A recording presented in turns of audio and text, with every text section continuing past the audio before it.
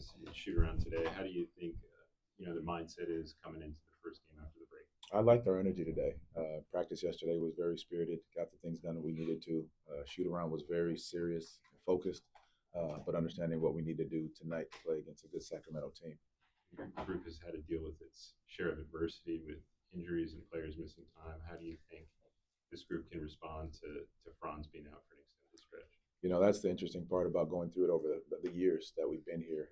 Guys have found a way to step up in these moments, and that's what we're going to just keep asking guys to do. Nobody's feeling sorry for us, and we know we've got a job to do every time we step on the floor. And the guys that are called upon to play their minutes are going to play them hard and play them the way we know how to play Magic basketball. Post All-Star break basketball is different. What makes this stretch of the season kind of special?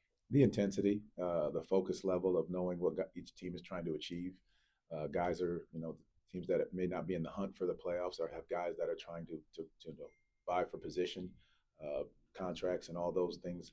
So our guys are very aware of that. So on any given night, any team is capable. So having the level of focus and seriousness for every time you step on the floor is going to be important. Hey, Coach O'Meara, what have you seen the opposition, the opponent, try to do with Paolo and the way they guard him, and how has he reacted to that? Yeah, I mean, the moment he steps on the floor, and I've said this time and time again, he draws two.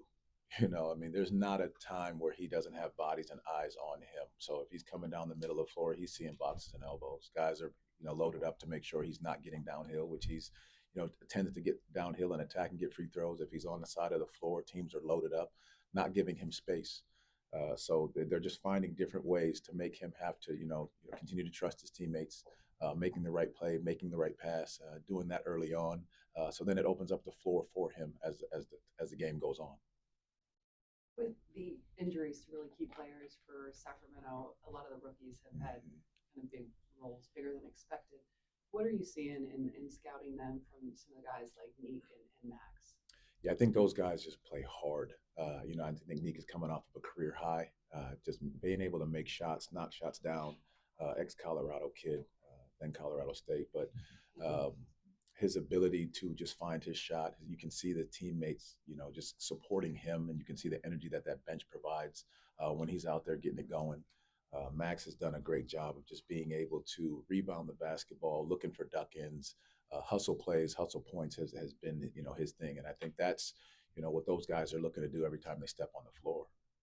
Coach, you're in your fifth year. Doug's in his first full year. Can you speak to the growing pains, if you will, of taking over a job, a head coaching job, and some of the things you learned over the years that, now you look back, it's like, man, I learned so much even in this short amount of time. Yeah, you're like, if I knew then what I know now. Yeah, I think you have to go through it. You're growing with a group, and he's got young guys that you continue to grow with. You lean on your veterans, but you have to set a standard of how you want to be moving forward. It's not that year.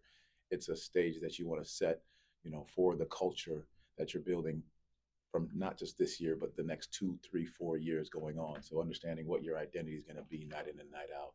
And then you have to grow with the group, but also understand what you need to demand of them every single night that they step on the floor. Where do you feel like you are right now as far as your coaching status? Because the team probably had greater expectations, as usually teams do have. But how do you feel about it? This season and what you're learning. I'm learning a ton. I think it goes back, because that was a great question before, is just the ability, what you start off with and where you are to now. And the expectations rise every year. And so as a coach, you need to grow and you need to rise every year with that expectation. Now, some things will change that because of whatever's happening within your team, be it injuries or the schedule. But you have to make sure that you're growing with the team just the same. The way you're demanding things, the way you're expecting things from them, as well as yourself and your staff. But we've got to continue to grow and continue to get better and demand the same standard every single night. And with that said, besides growing, what would you like? What are other things that you like to see, in this last stretch? I'd like to, stay healthy. That would be the highest priority. But other than that, just our level of focus and seriousness as we step into every single game, knowing that none of these games are going to be easy, and that we've got to make sure we're game planning the right way, understanding the game plan as we walk into it, with each guy knowing who they're playing, the personnel, all those small details that gets you prepared for playoff basketball. Thank you. Thanks, Coach. Thank you. Appreciate it. That's cool.